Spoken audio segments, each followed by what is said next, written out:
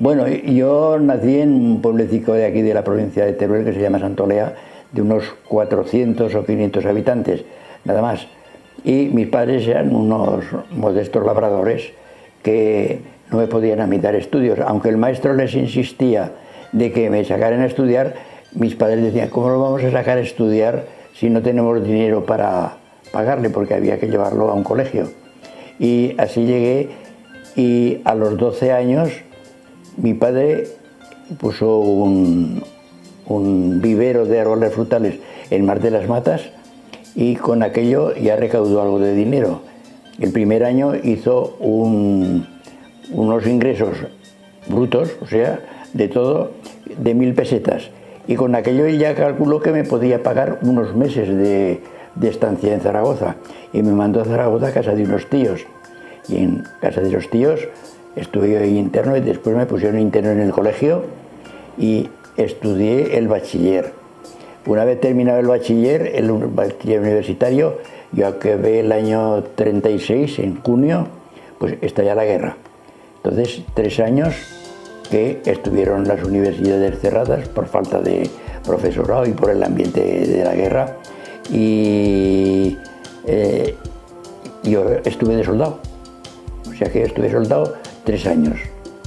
2 años y medio, porque al principio no tenía más que 17 años y no podía ir. Bueno, termina la guerra, convocan unas oposiciones para ingreso en la universidad, aprobé esto y empecé a estudiar medicina en Zaragoza. Y en Zaragoza hice los 6 años de la carrera en la Facultad de Medicina, y allí acabé la licenciatura. Terminé siendo licenciado en medicina. Ejercí un año en un pueblo de aquí de la provincia de Teruel como médico titular, como médico interino, y al cabo de un año pues opté por irme a Madrid a estudiar la especialidad de pediatría, que es lo que he ejercido siempre. Allí era 2 cursos en la Escuela Nacional de Puericultura, que era la única que había en España para poder sacar la especialidad. Aquí en el recibidor habréis visto el título que tengo allí. Perdón. Terminé la carrera de la especialidad de pediatría y me establecí por mi cuenta, no había aquí ningún centro oficial para este cargo, pues aquí ejercí de médico de pediatra, y desde allí ejercí hasta los 80 años. A los 80 años me jubilé de la medicina, porque a los 68 ya me obligaron en la Seguridad Social a jubilarme. Pero luego seguí en la vida, cosa privada, estuve hasta los 80. Ejercí de pediatra aquí durante muchos años, entre mis clientes tenía a Luisito Pitarque. Y tiene fotografías que le hice luego, ¿verdad? Aún tienes fotografías en papel, que son las duraderas. Bueno, el motivo de dedicarme a la fotografía, o de tener afición por la fotografía, surgió cuando el año 1934, pues estando interno en el colegio, yo estudiaba entonces el tercero de bachiller, pues el colegio organizó una excursión dominguera, o sea, de 17 o 18 horas, para ir a visitar el castillo de Loarre, en la provincia de Huesca.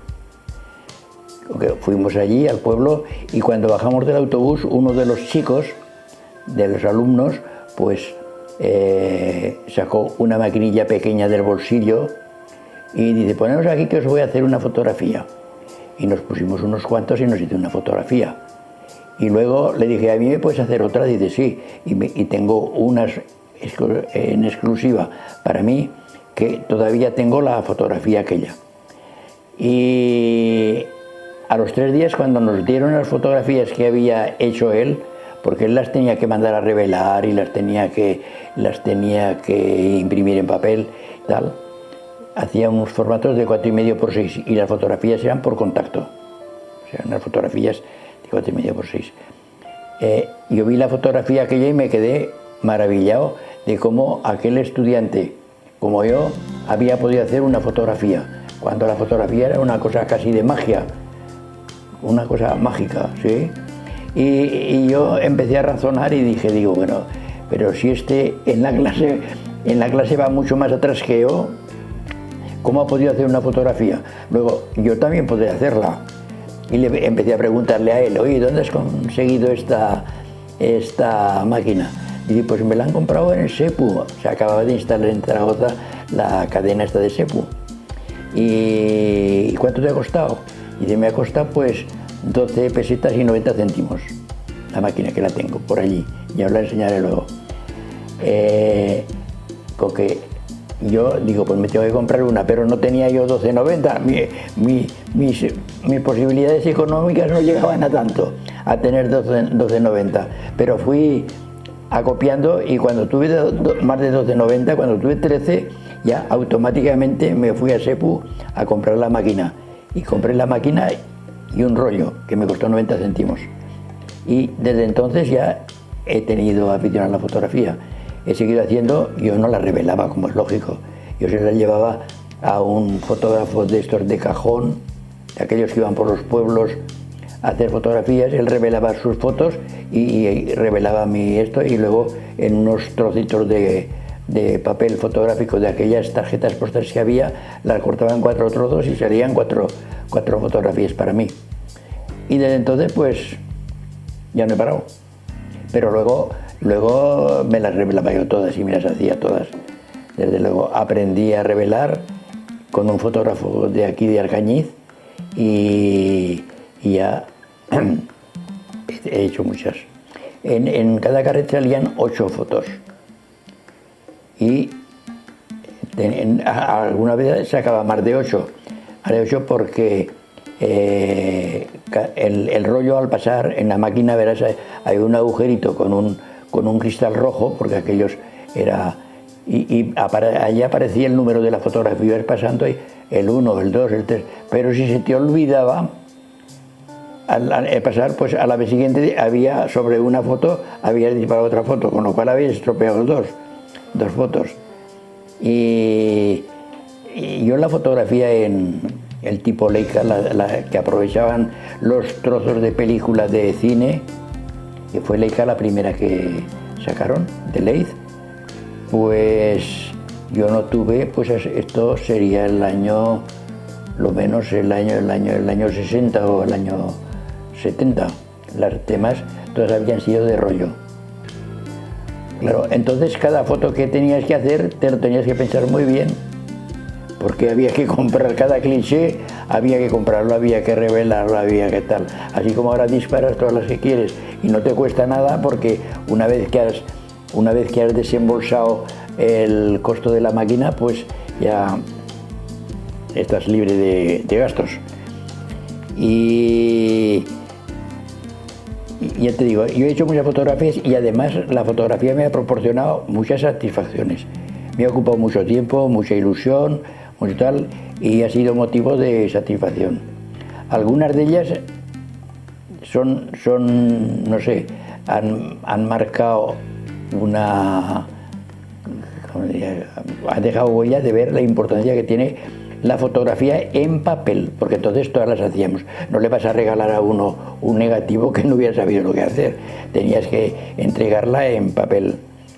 Y os voy a contar una anécdota sobre las posibilidades y el efecto de una fotografía en papel. Entonces ya ejercía yo de pediatra y en esta casa, porque antes había vivido en otras 2 casas de aquí de Arcañiz. Y vienen a la consulta un matrimonio con un hijo de unos 6 o 7 años que venían de París. Y vinieron de París porque tenían este niño que padecía una bronquitis asmática cuando no había medios muy eficaces del tratamiento, y llegó a los 7 años y el pobre niño estaba siempre con una disnea, una dificultad respiratoria, no comía, se le veía fatigoso al hablar con él, tenía un color pálido que daba pena. Y entonces, como en París no pudieron solucionar el problema, pues le dijeron, dice, mire usted, tiene una bronquitis asmática y si no lo cambian de clima, esto con la medicación no vamos a conseguir nada. Y entonces los padres, dijo uno de ellos, dice, pues yo tengo, mis padres viven en un pueblecito de la provincia de Teruel en España, que es un pueblo de secano, que no pasa ningún río, que es un clima seco y tal. Dice, pues ese sería el clima adecuado. Dice, pues bueno, pues lo vamos a intentar, para ver que no podía solucionar el problema. Y se vinieron los padres con los abuelos aquí a la consulta. Y lo visité y efectivamente era un chico que daba pena el verlo, causaba, claro, el verlo allí con aquel colorcillo, que no podía respirar. Y lo visité y digo, pues mire usted, esto seguramente aquí mejorará por el clima. ¿Y qué tratamiento le ponemos? Llevaba 6 o 7 pastillas para tomar y líquidos y inhalaciones y tal. Digo, no, ponerle no, lo que vamos es a quitarle de las 7 o 8 medicinas, porque no hay cuerpo que aguante 7 o 8 medicinas. Y digo, le vamos a quitar esta, y le quitamos 3 o 4 pastillas. Digo, ya me llamarán ustedes dentro de 3 o 4 días a ver qué tal se encuentra el pequeño. Me llaman a los 3 o 4 días y me dicen, el niño está mejor, ya come un poquitín más y ya no tiene tanta fatiga. Digo, pues ya lo bajarán dentro de una semana y lo volveremos a ver. Era de Torre de Arcas, de ese pueblecito al lado de Monroyo. Y lo bajaron y el niño aquel había cambiado ya bastante. Digo, pues ahora vamos a seguir el tratamiento, vamos a quitarle las otras que toma también, que no las necesita. Y lo dejamos ya sin tomar ninguna medicación. Pues ya me seguirán llamando, cada semana me llamaban. Y a los 20 días o cerca de un mes me llaman y me dicen, está desconocido, el niño ya tiene ganas de jugar, ya está contento, se ha engordado, tiene más apetito y ya no tiene fatiga. Digo, pues bájenlo. Y me lo bajaron aquí y efectivamente había cambiado por completo aquel chico. Y yo le dije, después de la visita, con los abuelos, los padres se habían ido ya, porque en París tenían un pequeño hotel, una fonda. Y lo senté aquí en este sillón que tengo allí, en este mismo. Le digo, siéntate aquí, le vamos a hacer una foto. Y le hice una foto y salió bastante bien, en blanco y negro, como es lógico. Pero era el niño gordo, sonriente y tal. Y entonces, como no teníamos lo de los teléfonos móviles ni cosas de estas, pues les cogí, hice una fotografía, se la mandé a los abuelos, pero al mismo tiempo le mandé una a sus padres, a París. Y les digo sobre la situación de su pequeño, le digo, mejor que lo que les pueda explicar yo, vean la fotografía que se los dice todo. Como que al día siguiente de recibir ellos la fotografía, me llamaron todos ilusionados, para decirme que si quería ir a París con mi mujer, que fuera allí para estar en su casa los días que yo quisiera, para que yo conociera París o que lo conociéramos, como agradecimiento. Bueno, tengo varias, pero en fin, no quiero alargar el asunto. Esta es seguramente la más expresiva, pero hay otras también que también tienen su importancia. Pero en aquel caso el tratamiento mío fue quitarle el tratamiento, el clima, lo hizo todo el clima de aquí, o sea que yo no tuve ningún mérito más que el suprimir la medicación.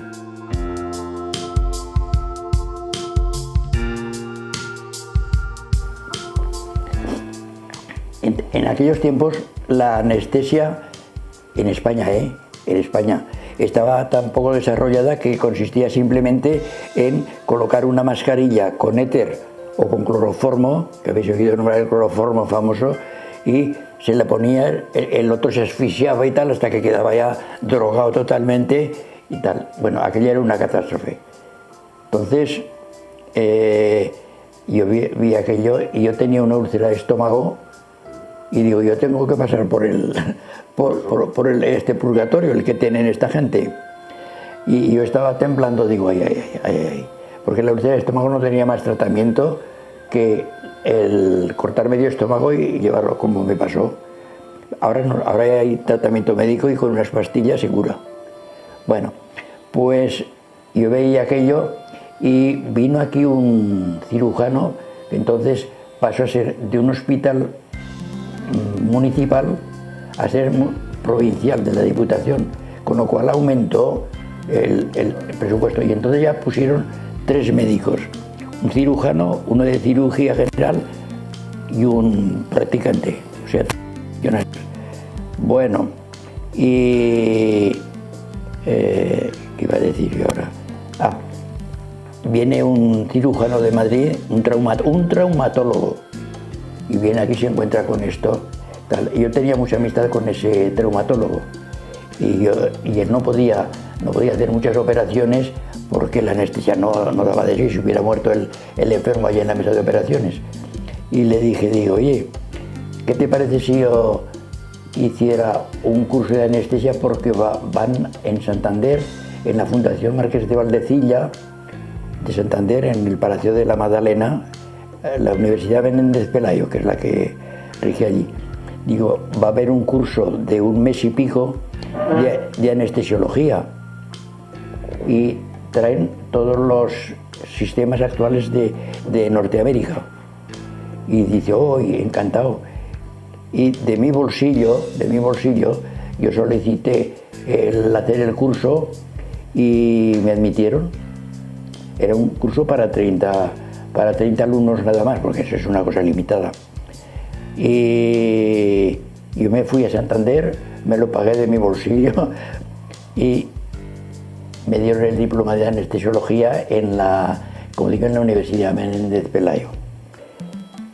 Aquello revolucionó totalmente la medicina, porque el sistema que nos trajeron ellos era tan distinto a lo nuestro y tan variado que aquello, digo, bueno, esto no se parece nada. Y se acababa de inventar entonces el plástico. Y ellos vinieron con los goteros estos que vemos ahora de plástico, que aquí no se conocía. Aquí empleamos un tubo de goma, un cuentagotas pequeño de cristal, continuaba la goma y tal, y empleamos siempre la misma goma, servía, se lavaba y tal, con lo cual produce unas reacciones alérgicas fantásticas. Bueno, vamos al primer día de clase. Era una clase de práctica, o sea que en la Fundación Marqués de Valdecilla, en el quirófano, un quirófano grande con un anfiteatro también grande, y allí estábamos los 30 alumnos y abajo el que se operaba.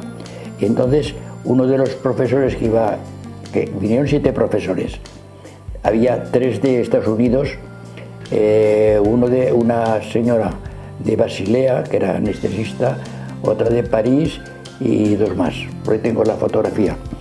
Y dice, a ver, de todos los alumnos, uno que no ha hecho nunca una anestesia, y yo solo levanto la mano, porque todos los demás eran anestesistas que querían conocer las anestesias, no, pero yo como no era anestesista, pues, el único que me dice, pues aquí abajo.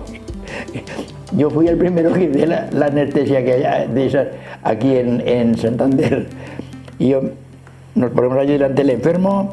Yo tenía experiencia ya de inyecciones y cosas de esas, tenía mucha experiencia porque yo hacía aquí transfusiones, O sea, cuando yo estuve en Madrid haciendo la especialidad de pediatría, pues me fui al Instituto Español de Hematología y Hemoterapia y les dije si podía ir allí a ver cómo se hacía una transfusión de sangre, porque aquí tampoco no hacían transfusiones de sangre, y aprendí a hacer eso. Y entonces aquí yo les hacía en el hospital, les hacía las transfusiones gratuitamente, o sea, yo no cobraba nada por eso. Y nada, pues como ya sabía eso, me dice el catedrático aquel, a ver, venga. En una mesa habían colocado ya el Pentotal, la famosa droga de la verdad, y un paralizante respiratorio, el Curare, y 3 o 4 cosas más.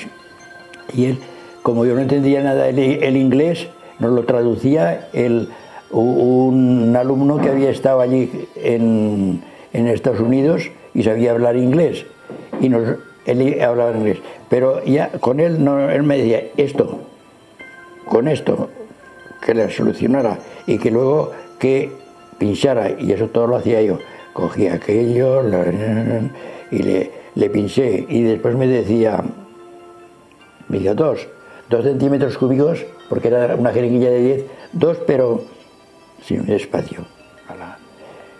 Iba a ver cómo reaccionaba el enfermo. Ahora, 1, despacio, ahora, otro así.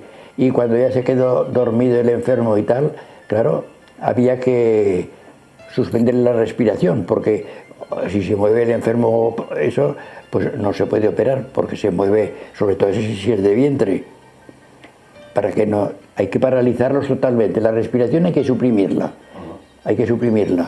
y entonces se mantiene con la respiración con oxígeno, y un respirador automático pues se le mantiene todo el tiempo, y luego se va añadiendo los demás productos anestésicos, y una vez que se termina la operación pues hay que poner un producto para que vuelva a respirar, o sea, un neutralizante del curare, que era lo que le había puesto yo y tal, y hasta que se vuelve a esto. Y claro, yo vine aquí y ya está, yo era anestesista, pero es que aquí no había ni dinero ni medios, porque no vendían por ningún sitio el trasto este. Pero había habido un espabilado en Zaragoza que hizo un aparatillo así, porque la anestesia se hacía con 3 gases, el oxígeno, el pentotal y el monóxido de nitrógeno, el bióxido de nitrógeno. Y había que regular la cantidad de gas que salía de cada uno según las necesidades de la evolución de la anestesia. Y hizo uno que costó 15.000 pesetas, porque era una cosa muy sencilla, y la respiración automática la sustituimos por una concertina de goma, pero que hacía el efecto, no había otra cosa. Y yo vine aquí, se lo dije a los de la Diputación, y sí, ya te digo, costó 15.000 pesetas aquello, trajeron uno, y desde entonces ya la anestesia por intubación, esa que le meten el tubo por la garganta hasta la tráquea, y luego como hay que mantenerlo con respiración artificial, y ese fue el cambio totalmente del sistema de anestesia. Pero el sistema en España, aquí en Alcañiles, te digo, los otros los hicieron, los otros que fuimos a hacer el curso, cada uno en su sitio.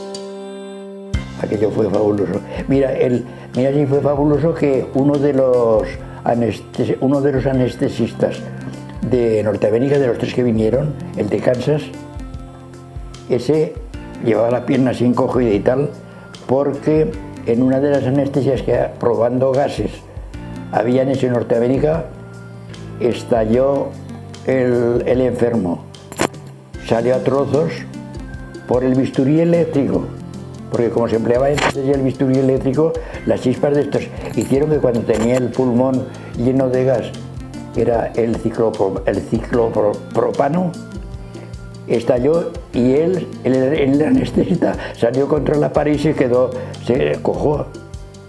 O sea que vino aquí deformado, tal, porque se salvó, pero ya digo, todo deforme. Y por cierto, era el más simpático de todos, a pesar de su trastorno, era simpático y agradable cuando te lo contaba. Sí.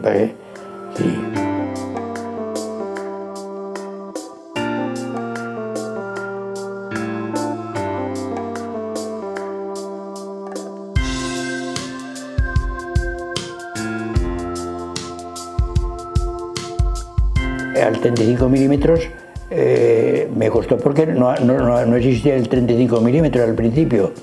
Hasta que vino la Leica no había ninguna que hiciera 35 milímetros. Y luego una Leica valía mucho dinero.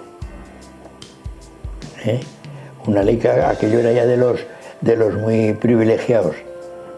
Y entonces yo no tenía dinero para comprarme una Leica. Después ya cuando ya los materiales mejoraron, porque también, por ejemplo, fotografías de color, la fotografía en color, no la diapositiva, la fotografía en color era muy mediocre, tenía mucho grano, no daba colores y tal, había que mandarlas a que te la revelaran a esto, algunos las tenían que mandar a Londres 15 días, desde que entregabas tú el rollo hasta que cogías el material positivo, 15 días, y se te perdían algunos también por el correo, nah. Aquello fue una pena.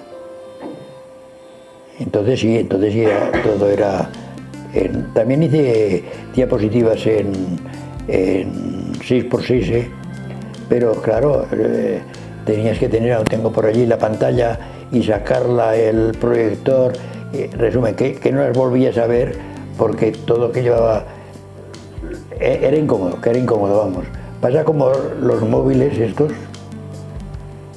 ellos están todos llenos de fotos, pero dentro de poco tiempo no verá ninguna, porque o perderá el móvil o lo cambiará, pero las he visto al principio que salen estupendas además, salen unas fotos estupendas, pero no, por eso yo siempre, cuando hago fotos, las regalo siempre en papel. Yo me gasto mucho dinero en papel, mira, ayer concretamente pedí, porque la impresora que tengo, que me la saco allí, la impresora lleva 9 cartuchos y cada cartucho de 23 centímetros cúbicos de tinta valen 30 euros. O sea que tú fíjate, y el papel, bueno, resumiendo, que me cuesta mucho dinero, pero yo estoy contento porque eso de que vas por la calle, oye, don Miguel, aquella foto que nos hizo con el pequeño y tal, la tenemos allí en un marco y tal. Yo veo lo que disfrutan ellos y eso lo ven todos los días. Y a mis bisnietos, a todos se las regalo y tienen ya varios álbumes con fotografías de las que le he hecho. Y esas las verán cuando sean mayores, van a como el vino tinto. Que a medida que se hace más viejo es mejor, ¿verdad? Pues esas fotos igual. Cuando ellos se vean, cuando tengan 40 o 50 años o 60, aquellas fotos de niños les hacen una ilusión, pues igual. Y luego otra cosa, yo las fotografías que tengo, controladas en el ordenador, tengo 180.000. 180.000. Sí, pero en negativos no los tengo, ¿no? Porque los escaneé, pero luego, como he hecho ya muchas con estas máquinas, esto sube enseguida el número, porque cualquier excursión que haces, pues dices, hoy he salido de excursión y te vuelves con 200 fotos. Ahora, y esas las guardo, elimino las que por algún defecto no valen, porque se han movido, por lo que sea, y esas las elimino. Pero sí, 180.000. Ya sabes, cuando me dijeron que les proporcionase fotos de las mías, Andrés y Ángel Quílez y tal, pues yo les dije, decidme qué clase de fotos queréis para tener exposición. Hombre, pues queremos de tal y tal. Bueno, pues vamos a hacer una cosa, yo me voy a entretener en el ordenador en ir pasándolas en plan de presentación de diapositivas y cuando encuentre alguna que se adapte a esas características, las iré separando, haré una carpeta con las que crea y luego os haré un DVD, os lo lleváis y elegís vosotros. Y les di les seleccioné, me parece que 700 o una cosa así, sí. Y luego se quedaron en 500, luego las redujeron a 200 y me parece que se han quedado con 200 o así, ¿verdad?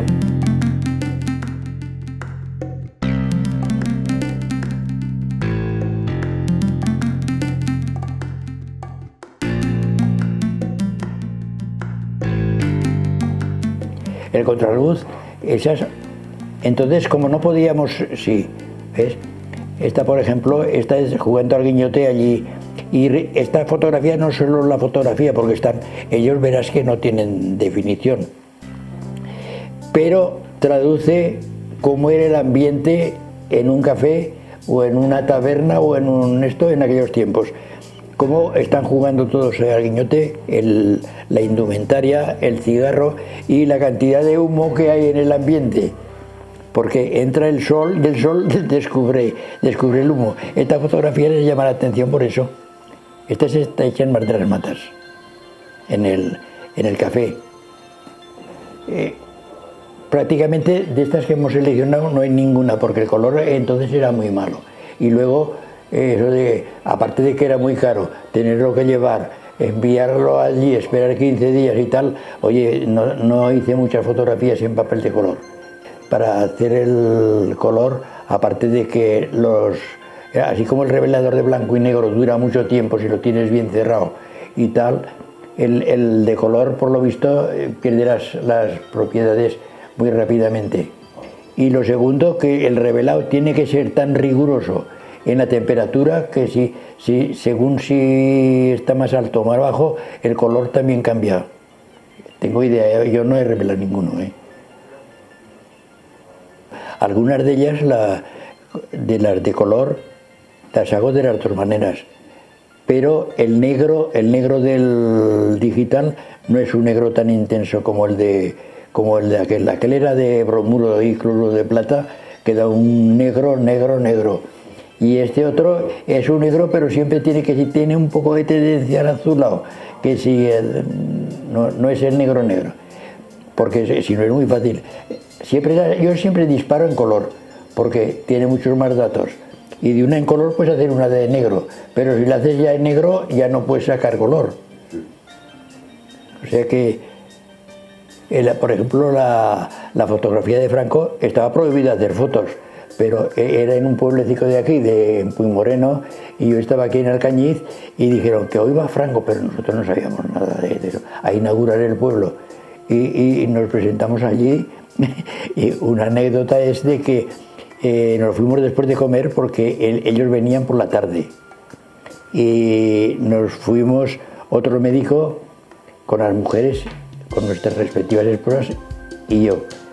Y llegamos, y cuando íbamos a llegar al pueblo, entre los dos pueblos, entre Alpeñés y el otro, pues ahora se llaman, han cambiado el nombre, Puigmoreno y Valmuel, y nosotros vinimos de aquí y fuimos a otra pista que iba a parar al medio de esa pista. Y cuando vamos a llegar a la pista vimos que pasan dos coches y eran de la caravana de Franco, que habían estado en un pueblo y pasaban al otro. Pasan dos coches, nosotros allí parados, y dijimos, pues ya ha debido pasar Franco porque ya no viene ninguno, pero seguían otros, pero ya más distantes, y nos colamos. Nos metemos allí enseguida y ya ven en el retrovisor que venían otros coches. Digo, ve casi, ahora nos hemos metido aquí en la caravana. En el primer camino que encontramos, que era una masía, salimos de esto y nos metemos a la masía y una era que había allí. Y veo que los que venían detrás de mí se meten a la masía, a la era y a dar vueltas. Y resulta que iba Franco en aquel, que dio la vuelta detrás de mí. Y luego, al ver que habían metido la pata a ellos, porque yo me paré allí en la era, y los otros dije, pues esto no son. Continuaron otra vez. Sí. Bueno, con el rey también tuve otro problema, que no está ahí en la foto, pero la tienen. Resulta que los reyes, el anterior, no el de ahora, Felipe II, Felipe VI, este lo tengo de príncipe. Ese sí que lo tengo. Pero sus padres, Juan Carlos, pues esos vinieron a inaugurar la residencia de Santo Ángel, una residencia que hay cerca de la estación, que lo llevan las monjas. Y resulta que voy a hacerles unas fotografías, pero aquí en el puente del puente hasta arriba debe haber 800 o 900 metros. La policía me para y me dice que no se puede pasar. Pero hombre, que no se puede pasar, que hay orden terminante, que están allí los reyes y tal. Y yo entonces, como ya conocía esto, me fui por allá arriba por la carretera de yendo a Zaragoza, y cogí un camino y digo, pues ya está, por aquí me cuelo, pero al llegar allí, que no se puede pasar, les digo yo, es que yo soy médico, Y era verdad. Yo soy médico y ellos se creerían, como iba a una residencia de ancianos, diría, pues este es el médico de los ancianos, y me dejaron pasar. Pero luego voy a entrar a la iglesia, que celebraban una misa allí, y otros, que no se puede pasar, o sea que todo eran filtros, y no podía pasar nadie, ni fotógrafos ni nadie. Y yo llego allí y le digo, es que soy médico. Y lo mismo, aquellos se lo creyeron, y yo me meto a la iglesia. Y me meto a la iglesia, y en la iglesia nada más estaban, habría unas, que te diría, por 50 personas, que eran las monjas todas monjas de aquí del pueblo, las de la comarca, los curas de la comarca, las autoridades militares, civiles y militares, y luego varios policías con su metralleta allí, sí, bueno, y meto y me siento junto al presidente de la Diputación, que era de aquí de Alcañiz y lo conocía yo y le visitaba a los chicos, y me siento al lado de él y me veo allí delante los dos reyes en un reclinatorio, el rey y la reina, y delante los que celebraban misa, que eran el arzobispo de Zaragoza, Yáñez, y luego el cura de aquí y el obispo de Teruel. Bueno, y yo me pongo, le digo al presidente de la Diputación, digo, oye, ¿qué te parece si les hiciera una foto a los reyes? Porque yo no me atrevía. Y yo, bien, yo estaba allí en la orilla, me salgo al pasillo y llegó la foto. Pero después de disparar digo, pero claro, yo los veo de espaldas, me gustaría hacerles uno de frente. Y por arriba hay unos pasillos que van al coro y digo, de allí se podría hacer una fotografía buena. Y entonces me acerco a una monja de las de allí del asilo y le digo, oiga, podríamos subir allá arriba a hacer una fotografía. Y digo, oh sí, hombre, la monja, ella también, tan ignorante como yo, nos subimos en el pasillo de allí del esto, otro de la metralleta. ¿Dónde van? Y la monja, antes de que hablase, dice, es que es el médico. Y era verdad, lo del médico dio resultado. Resumen, subimos arriba y nos subimos y salimos por allá arriba y hice unas fotografías sin flash ni nada, afortunadamente. Yo estoy seguro que si disparo el flash, a continuación vienen 2 o 3 ráfagas de ametralladora, de metralleta. Sí, bueno, hago las fotos que me salieron muy bien. Ellas tienen un cuadro grande que les regalé de la foto esta. Y cuando les fui a regalar la fotografía, me dice la superiora, muchas gracias, pero no sabe usted en el lío que se metió. Cuando usted salió por aquella puerta, que estaba prohibido terminantemente que allí fuera nadie, dice, cuando vieron abrir la puerta salieron uno haciendo así porque había que hacer. Tenía usted 3 o 4 apuntándole. Y digo, cualquier movimiento, cualquier sospecha, lo acribillan a tiros, Pero gracias a eso queda la fotografía.